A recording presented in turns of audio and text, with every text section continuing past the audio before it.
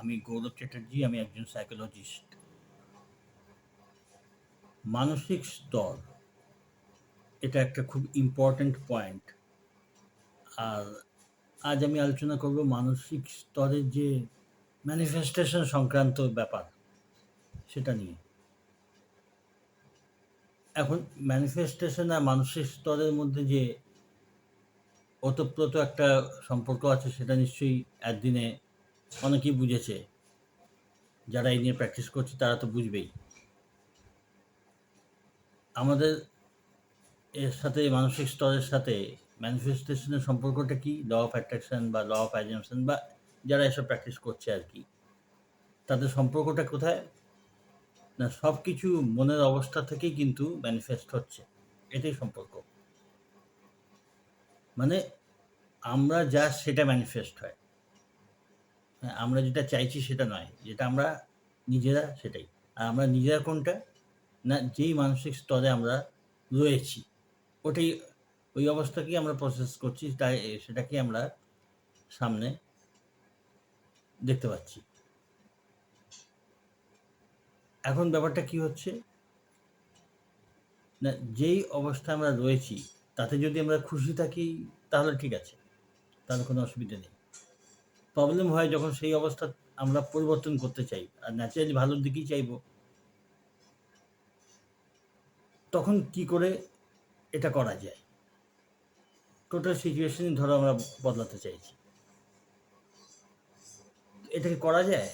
হ্যাঁ, মানসিক স্তরে যদি একটা সামান্য পরিবর্তনও হয় পার্মানেন্টলি, মনের অবস্থা যদি একটা সাধারণ পরিবর্তনও হয়, সেই যে স্ট্যাটাস তৈরি হবে, মনের যে স্টেজে আমরা পৌঁছবো, সেটাই আমাদের মনে সেই লেভেলের ম্যানিফেস্টেশন হবে। মানে আমরা এখন যে মনের স্টেজে রয়েছি, মানসিক অবস্থা নিয়ে রয়েছি,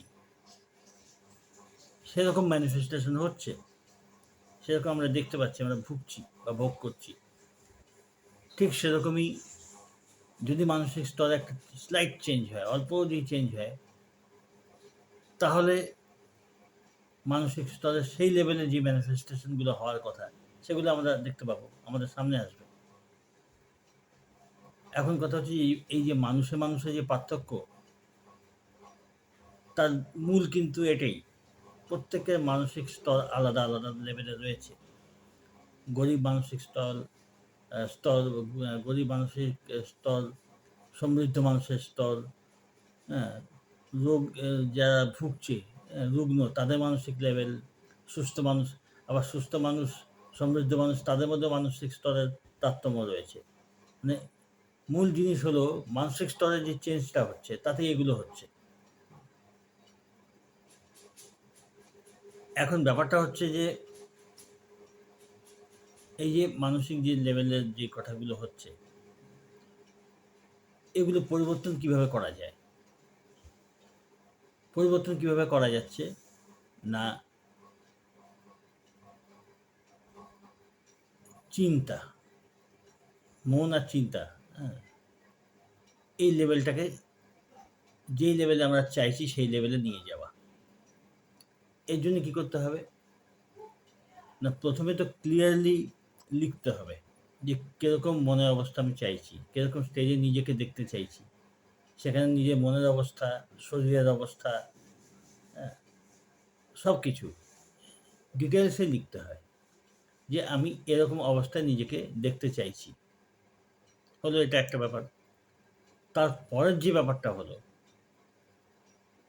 সেটা হলো ওই নিয়ে চিন্তা।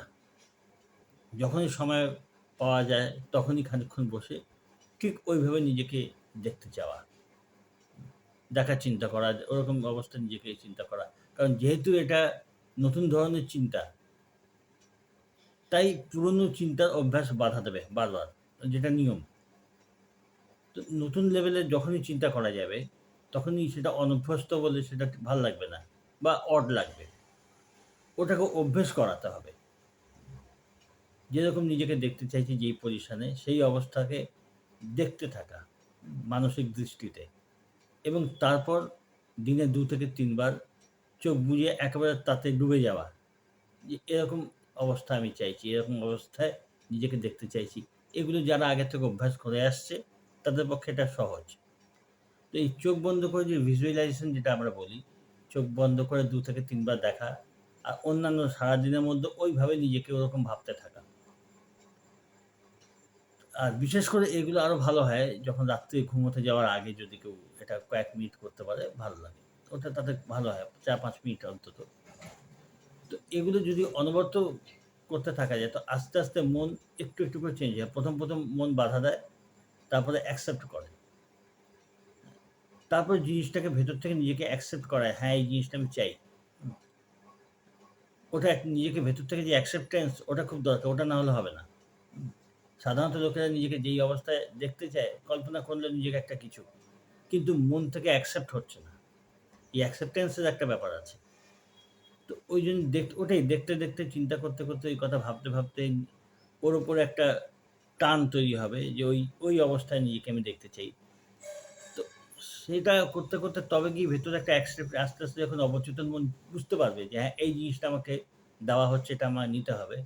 তো কিছুদিন পরে সেই রেজিস্ট্যান্স ব্যাপারটা থাকবে না। মানে ওই চিন্তা করতে গেলে যে সেই অবস্থায় এ চিন্তা করতে গেলে যে মানসিক একটা বাধা সেটা আস্তে, আস্তে দূর হয়ে যাবে। এবং যখন ওটা দূর হবে তখন আস্তে, আস্তে সেই জিনিসটা সেই অবস্থার প্রতি একটা অ্যাকসেপ্টেন্স যে ভেতর থেকে সেটা মেনে নেওয়া যে হ্যাঁ, ঠিক আছে এবার আমি এইভাবেই চিন্তা করব। ওই অ্যাকসেপ্টেন্স আসলে তখন গিয়ে আস্তে, আস্তে বিশ্বাসও আসবে। এবং তখন আস্তে, আস্তে অবচেতন মন কনভিন্সড হতে আরম্ভ করবে এবং সেটাই তখন পরে দেখা যাবে ওরকম ব্রিজ অফ ইনসিডেন্স বলে। মানে যে জিনিসটা আমি চাইছি আর যে জিনিসটা আমি কল্পনা করছি, অরিজিনালি যে জিনিসটা বাস্তবে চাইছি আর যেটা কল্পনা করছি, তার মধ্যে একটা ব্রিজ তৈরি হবে। সেতু মানে কিছু, কিছু জিনিস এমন ঘটবে যেগুলো মনে হবে যে হ্যাঁ, আমাকে ওইদিকে নিয়ে যাচ্ছে। সবসময় এটা নেসেসারি না। অনেক সময় দেখা যায় কিছু এমন ঘটনা ঘটছে যেটা চাইছি তার উল্টো হচ্ছে। হতে পারে। কিন্তু সেখানে কাজ কি না চুপ বুঝে, চোখ বুজে যেরকম চিন্তা করে যাচ্ছি, ঐরকমই চিন্তা নিজে প্র্যাকটিস করে যাওয়া। মাঝে মধ্যে ঘটনা একদম উল্টোও মনে হতে পারে। ওইদিকে ভ্রূক্ষেপ না করে নিজের কাজ আমি করে যাচ্ছি।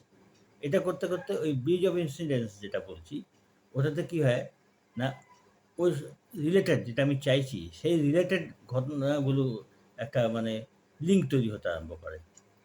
ঘটনাগুলোর যখন লিঙ্ক তৈরি হয়, তখন ওটা কখনো অড হচ্ছে যেটা আমি চাইছি না মনে হচ্ছে যেন সেই দিকে যাচ্ছে ব্যাপারটা বা কখনো ফেভারে যাচ্ছে এরকম মনে হতে থাকে।